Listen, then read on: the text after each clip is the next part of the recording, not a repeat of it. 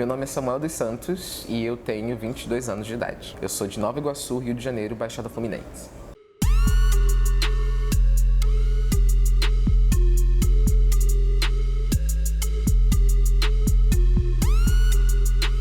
Eu cresci com os meus pais e minhas duas irmãs, uma irmã de sangue e outra adotiva, ambas são mais velhas que eu. A minha infância e boa parte da juventude foi inteira dentro da igreja. E eu criei ótimas relações de amizade, sempre me dei super bem com a minha família.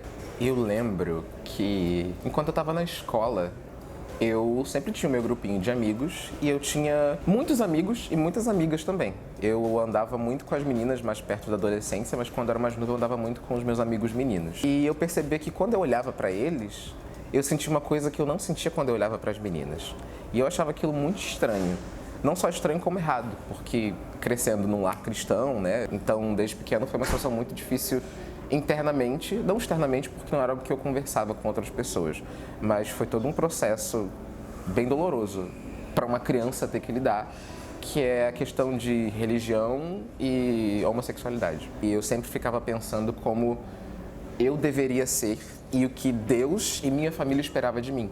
Durante a infância e o início da adolescência, eu sabia o que eu sentia, mas eu sempre reprimia. Eu preferia não acreditar, eu preferia dar as costas e, dolorosamente, e isso é bem triste de dizer, desde pequeno eu orava a Deus e pedia que Ele me curasse e que eu mudasse e que, se não fosse possível, que Ele tirasse a minha vida, porque eu preferia morrer criança do que eu crescer e não ser capaz de trazer honra para minha família e para as pessoas da minha comunidade, que no caso era a minha igreja. É muito doloroso ter que imaginar que uma criança de 9 anos de idade tem que passar por uma situação dessa porque uma família religiosa não parou para pensar nas consequências do tipo de ensinamento que se tem dentro de casa, dentro da igreja.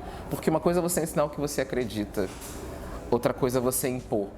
E eu aprendi imposições com formato de ensinamento. Tudo parecia muito contraditório, porque eu aprendi dentro da igreja que o amor de Deus era infinito e Deus não escolhia quem amava. Ele amava a todos da mesma forma. Ao mesmo tempo, Ele condenava o pecado.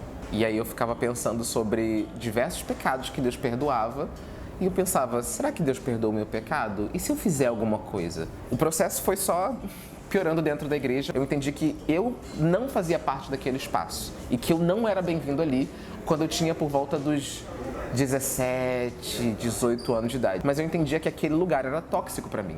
Não porque as pessoas me odiavam, mas porque o que elas diziam faziam eu começar a me odiar. E aí o tempo foi passando até que eu cheguei no início da juventude e na escola, perto do ensino médio, eu encontrei amigos que por acaso eram todos LGBT. Ninguém sabia que era LGBT, ninguém se identificava daquela forma.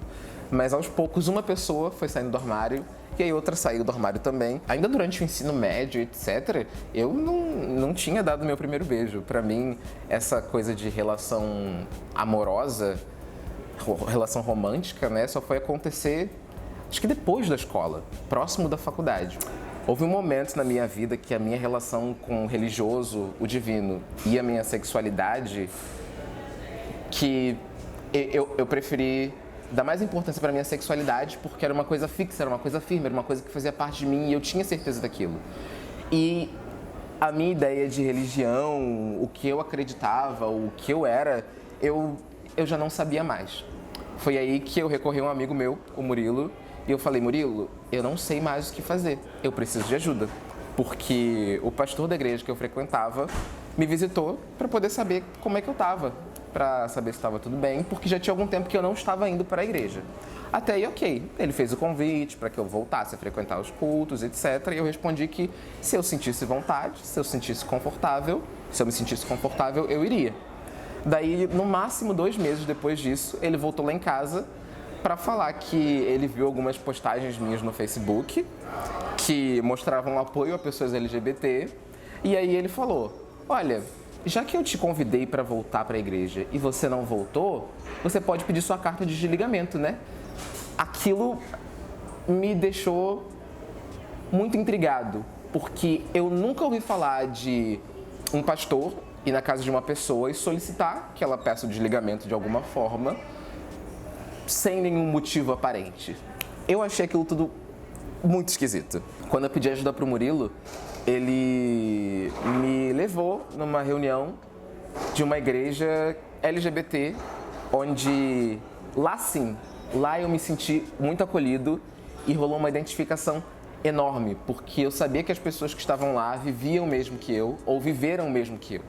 E era muito bom estar num lugar onde eu sentia que todas as pessoas eram como eu. A sensação foi maravilhosa, eu nunca mais voltei nessa igreja.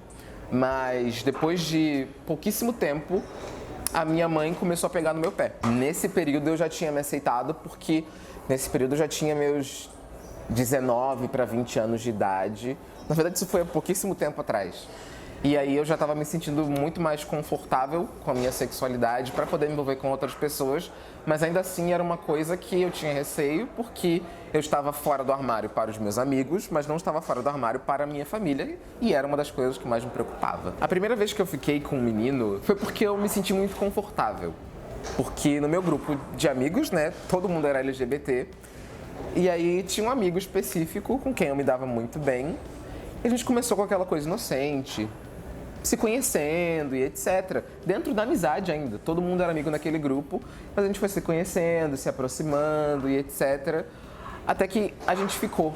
E isso só aconteceu porque dentro desse grupo de amigos, eu sentia todo o conforto para falar e para ser quem eu era. E eu só me senti confortável para dar o meu primeiro beijo num menino porque eu estava dentro daquele grupo e era uma pessoa daquele grupo com quem eu podia me sentir confortável. Eu me sentia muito incomodado, era um peso que eu carreguei por muito tempo. Mas depois de ir nessa igreja, onde eu conheci tantas pessoas que passavam ou passaram pela mesma coisa que eu me senti muito leve, eu senti muita paz e eu entendi que aquele era o momento certo, o momento oportuno para que eu conversasse com a minha família sobre aquilo. Eu decidi reunir todo mundo e falei, então, pai, mãe, irmã, eu não estou indo mais para a igreja, já tem algum tempo, já tinha mais ou menos um ano que eu não estava indo mais para a igreja. Eu nunca falei o motivo, e o motivo é que eu sou gay. Naquele momento, eu não sabia o que esperar. Eu de verdade não sabia o que esperar, mas eu tinha tanta paz no meu coração que eu entendi que para mim era Deus dizendo que aquele era o momento de eu colocar para fora aquilo que eu fiquei segurando por muito tempo. Quando eu disse aquilo, a minha mãe, que estava do outro lado da sala, levantou, andou na minha direção e começou a gritar comigo em forma de oração, como se ela estivesse expulsando um demônio de dentro de mim. Só ficava dizendo, Deus, é sério que eu tô tendo que passar por isso? Mas ao mesmo tempo eu pensava, tem gente que já passou por muito pior, então eu consigo aguentar isso. Eu já consegui aguentar tanta coisa. Depois de todo momento, depois que todo mundo falou o que tinha que falar, eu disse que eu preferi abrir o jogo e falar pra eles sobre como eu me sentia, porque era uma coisa que eu já guardava há muito tempo e eu não queria crescer, envelhecer, ter a minha família casar e ter meus filhos, que é uma coisa que eu ainda penso em ter, e não poder compartilhar isso com a minha família de sangue, a minha família biológica. Então eu falei que eu estava conversando com eles porque eu não queria que parecesse que eu estava mentindo sobre alguma coisa, porque eu já não queria mais esconder aquilo, porque eu queria que eles fizessem parte da minha vida. E a partir daquele dia, eu nem sei explicar. É como se nenhum problema tivesse acontecido. Eu sabia que já não era mais uma coisa com a qual eu precisava lidar. Era uma coisa que eu precisava jogar pra eles e deixar que eles digerissem. Eles quem tinham que lidar com aquilo, porque eu já estava muito bem resolvido e eles iam ter que entender aquilo porque aquela era a realidade, ponto final. Se você, por acaso, vive a mesma coisa que eu já vivi, eu aconselho que você tenha muita paciência. E se você ainda tem alguma fé dentro de ti, que tu busque aquilo que guia a tua fé. A sua família pode não aceitar de cara e, infelizmente, pode ser que ela nunca aceite. Mas é importante que você faça o que você decidir fazer no seu tempo. Não importa se outras pessoas estão incentivando que você saia do armário para sua família, porque é isso que você tem que fazer. E você tem que ser rebelde, dane-se o que eles pensam. Espere até que seja o momento mais viável e mais confortável para você. O meu processo, eu posso dizer que foi maravilhoso. Foi doloroso, foi, Mas quando eu, de fato, saí do armário para minha família, eu senti muito mais conforto, eu senti muito mais leveza. E eu sinto que, por mais que aconteça aos trancos e barrancos, a minha família, a minha casa vai fazer parte da minha família no futuro. Eu vou poder apresentar os meus filhos para minha mãe. Por mais que as coisas não sejam um mar de flores, eu sei que as coisas vão dar certo. Cada um tem um processo diferente. E você tem que entender que o seu processo não vai ser igual de nenhuma outra pessoa e que só você sabe o melhor momento para que você saia do armário, tanto para si mesmo quanto para as outras pessoas à sua volta. Você pode me encontrar no meu Instagram, que é _Samocreia, você pode me encontrar no Twitter, que também é Samocreia, e no meu canal no YouTube, que também é Samocreia. Pode me encontrar lá, deixa um comentário, você pode mandar um e-mail, você pode mandar uma mensagem, um direct, e a gente troca uma ideia. Se você teve uma experiência parecida com a minha ou conhece alguém que já viveu isso, deixa aqui nos comentários, compartilha a sua ideia. Assim que esse vídeo sair, eu estarei aqui para poder responder os comentários de vocês e trocar uma ideia com vocês aqui nos comentários também. Então, pode deixar sua mensagem se você quiser falar alguma coisa. Eu vou estar aqui para ler e para compartilhar com vocês, porque é para isso que a gente está aqui, não é verdade? Não se esquece de se inscrever no canal e também de deixar o seu like. A doença é falta de empatia. Essa é uma história que podia ser minha, podia ser sua também. Vem com esse papo de cura, meu bem.